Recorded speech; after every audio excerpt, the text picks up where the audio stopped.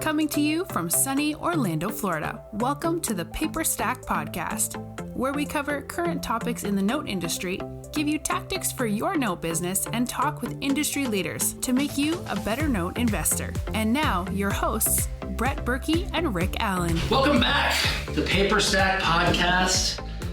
We're back. It's been a while. Sorry, we've been vacations, back to school, fundraising. It's just been an insane past 3 or 4 weeks. So we're back. We apologize for the delay, but we had to dust off the cameras and everything, and here we are.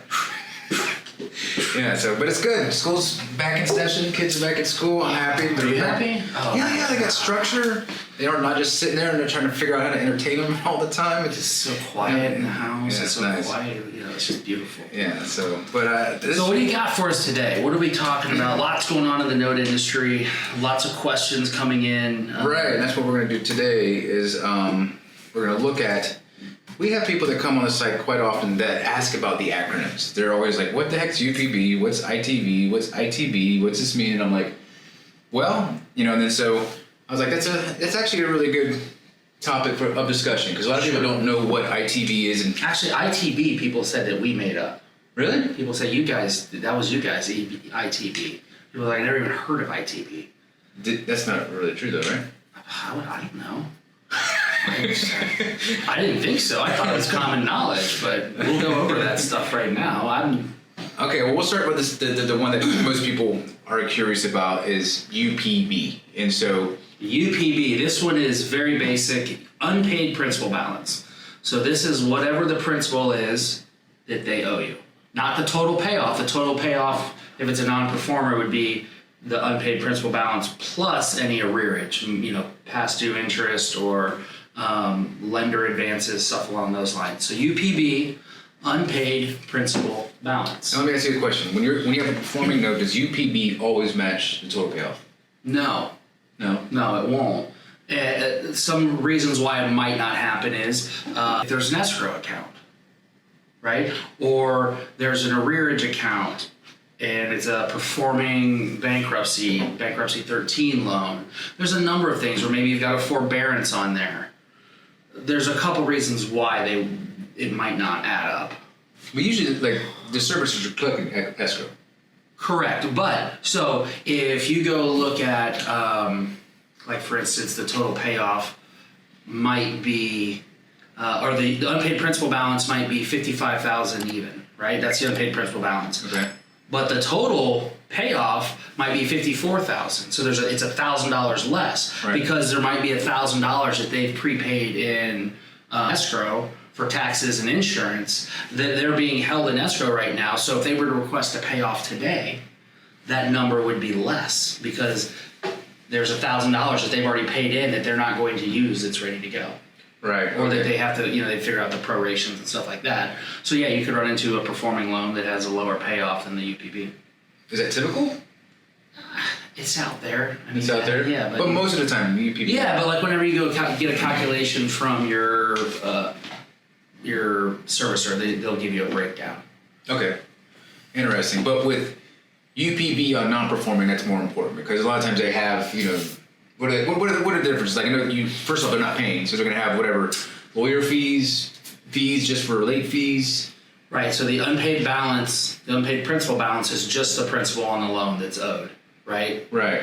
And then the total payoff will include any past due fees or past due interest that's been accruing because they haven't been making their payments. When you're bidding on a note that's not performing and you're looking at that, at that point, would you be bidding off the total payoff or bidding off the UPB? That's a great question. That's a great question to ask because that is really up to investor. 5 years ago, 6 years ago, I would be like, strictly off the balance. Really? But now as real estate values have risen, I've seen some people selling loans request your bids to be based on the total payoff. So, but that's up to the investor who's buying it. And you have to figure out what your risk tolerance is. See, the way it goes is sometimes they give you a total payoff and they say you need to bid on the total payoff. Well, occasionally what will happen is you go to foreclose to try to to foreclose on an asset to try to recover your money, get the house back, whatever. And the borrower has an attorney, and they're going to start challenging all this stuff on the total payoff. Oh, wow. Right? And if you don't have documentation to back it up, Yeah. all of a sudden, even though it might be a legit payoff, but if you don't have the documentation to back it up, you have to shave it. Really? Yeah, because it's you can't provide proof of it. So maybe the person you're buying it from is including past due taxes from 3 years ago on escrow advances. Right. In there. Well, unless you can get the person, and maybe there's somebody who owned the loan 3 investors ago, and you're like, look, I need to show that was paid by you. I need that receipt of payment. Wow. If you can't do it, and it's a $20,000 fee or $20,000 taxes, you got to shave that off. Wow. Learn something new every day. That's interesting. And look, I've done it both ways. I predominantly buy based on balance, principal balance. I have purchased based off of total payoff, or ran numbers against it so I could see what my worst case scenario was. Interesting. Okay. All right. Okay. Well, moving on. So let's see here. The next one that I get a lot of questions about is ITB, and I still don't feel confident in answering it. So investment to balance. What are you buying it for to the balance of the loan? It's just a percentage. So if the balance is $100,000 and you're paying $70 for it, your investment to balance is 70%. Mm-hmm. So that the balance is at the same. That's the unpaid principal balance. Correct. So ITB is investment to unpaid principal balance. Correct. Okay, that makes sense. And why is that important? People might use that more so for cash on cash returns or calculating. You'll definitely use it if you're calculating your yield. Explain to them cash on cash, because I hear that see on CD but I still kind of fuzzy. Like explain because right. So a cash on cash return, just you buy something for $100,000, you're getting $1,000 a month on it. Mm-hmm. You've got 10%. 10%. Okay. Well, no, 12%. Oh, because every month. Okay. So you have 12,000, so that's 12%. It's just the cash return on the cash put out. It's tough to look at it like that when it comes to investing in mortgages, because unless it's an interest-only loan. If it's an interest-only loan, you're getting straight interest. It's a cash on cash. But if it's a fully amortized loan, that doesn't really hold true, because you're getting back a chunk of principal and then you're getting back a chunk of interest. And really, you should be recovering your principal as you go, and your interest is kind of the return. Return, yeah. Okay. Interesting. Okay. All right, good. All right, going down the list. ITV. ITV. Investment to value? Yeah, investment to value. That's going to be your investment to the value of the actual house. The value of the actual house. The actual the underlying collateral. What's securing it? So if I bought this note for the investment amount of $100,000, the house is worth $200. If you bought it for $100 and the house is worth $200, it would be a 50%. What is a good place to be with ITV? It all depends on if it's performing. Is it non-performing? I tell you, a bad place to be is anything. It's negative. Yeah, exactly. Anything. If you're at 103% of value, that's not good. Yeah. So if you bought, right, so you're not going to run into that typically right now. I mean, I guess I take that back. You might run into that if you're buying. No, you wouldn't even run into that if you're buying some like fix and flip loans. You might. Some people ask a premium on those. Like they'll ask for 102% of value or 102% of the balance, but you're never going to be. You shouldn't be upside down on investment to value. That's just a bad buy. When do you use investment to value? I mean, like when you're evaluating a note, like I'm looking for one. Let's just take this one for example. We're pretending we're looking at this one that's performing first, and it's whatever 58,000 on the UPB. I mean, we don't have investment to value. Property value is 131,000. What's the purchase price? 40. So both of those, you're kind of is it performing? Yeah, you're kind of in the money there, right? Because you're buying it at a discount of the balance. You're buying it at a discount of obviously a discount of the value. Mm-hmm. So you're good. Like some people look at, well, when would I want to buy based off of the balance versus when would I want to buy based off of collateral value. Yeah. So if the balance is higher than the collateral value, so they're upside down in their loan. So they owe $176,000 on a $100,000 house. Right. I'm not buying off of the balance at that point. I'm looking at what's the underlying collateral. Right. I'm buying based off of that, because ultimately what's going to happen is I'm not collecting. I don't really have a way that I can easily collect the 100 to the 76,000, that $76,000 gap there, unless you get, deficiency judgments and all that stuff. And then of course, you can try to squeeze blood out of a rock. But so if the house, if they're underwater, you're going to go ahead and go off the value. Now, if it's the opposite way, like this loan here, I'm bidding that one based off of the balance, because the balance is much lower. Which, even if it's a little bit lower, you want to bid based off of that. But in this case, this one was, it was much lower. It was $58,000, and the house is worth $132,000. It wouldn't make sense for me to offer 50% on the value of the house, because that'd be, what's that, $76,000 Right. or no, $66,000. Yeah.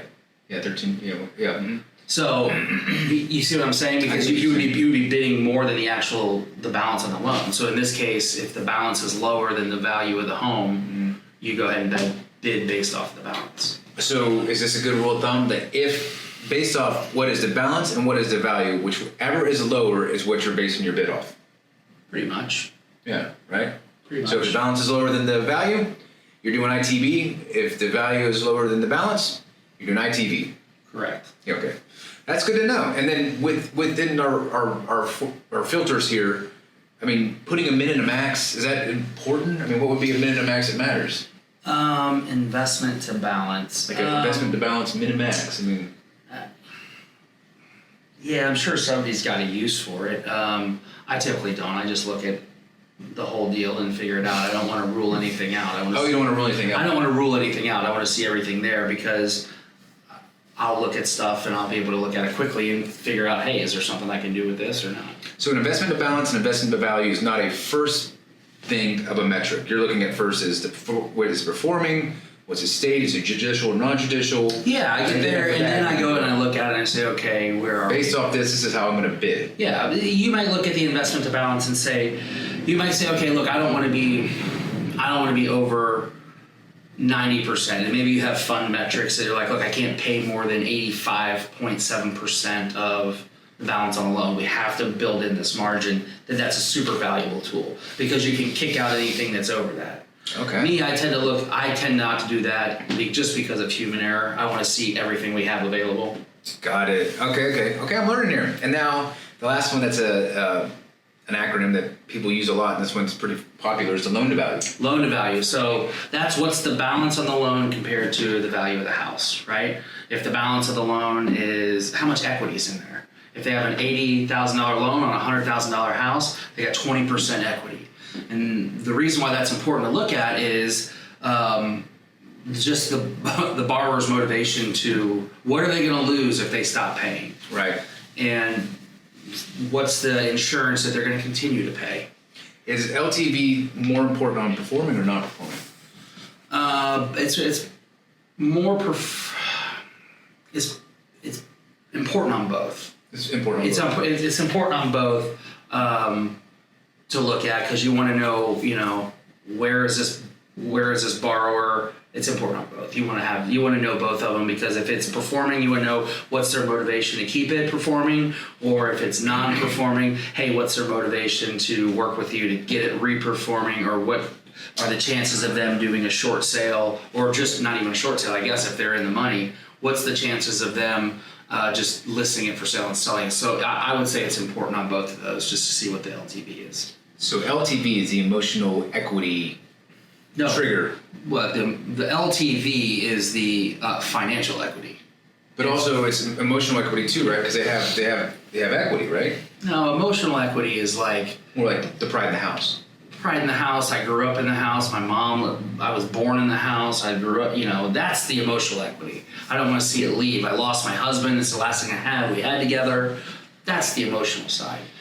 The dollars and cents and percentages. That's the financial equity. It's financial record. Okay, I think that's the metrics that people always ask about. I mean, besides that, I can't really think of any other acronyms. I'm sure there's something else that No. You good? I mean, I'm sure you could, DTI, when we could... What's DTI? Debt to income. Oh, debt to income ratio. Okay. Yeah, debt to income ratio, and that's if you're looking at the origination file. Like, hey, if they've got a DTI and it was like 55% at the time of the loan, it's like that's something you want to look out for, right? Yeah, because they probably couldn't afford the loan then, or if you're considering buying a non-performing, turning it re-performing, maybe they were at a 35% DTI when the loan was originated, but it's a non-performer now. They've lost some income, so you want to know what's the DTI, what's their debt to income ratio? Do they have room in here? Do they have room to actually modify this, or is this one going to go the distance of foreclosure? Or are we going to do a loss mitigation package? And that makes sense. So yeah, that's Where do you find that metric on our site, or is that just something you have to ask for? That's something you kind of derive by looking at the borrower's financial statements. The borrower, what's their income versus what's their expenses. That's going to give you their debt to income. And that's something maybe you can ask for from a seller, or is that just something? No. If you get the origination package, yes. There's some of the more institutional seller or buyers are going to ask for that because if you're buying, if you have an institutional buyer purchasing loans from you, there's a good chance that what they're doing is they're going around aggregating a bunch of loans from different people that they're going to buy and then eventually collateralize. Okay. Securitize. Interesting. Okay, well, I mean, this is straight to the point. Really, we just wanted to get this out here because this is asked quite a bit, and I would like to have a place to direct them, and I can actually watch this video and learn a little bit myself. Always good to teach. Yeah. Happy to teach. Yeah. Good to be back. I know. It's Lights, nice. camera, action. Yeah, I know. So we're going to be doing more of these. We're going to do it once a week. If you have an acronym that's in the space that we're in that Rick can help explain. Comment. Leave a comment that you have a question about, and we'll get to you, and we'll respond in the comments. Yeah, and I guess that's it for this one, but we'll see you on the next one. So.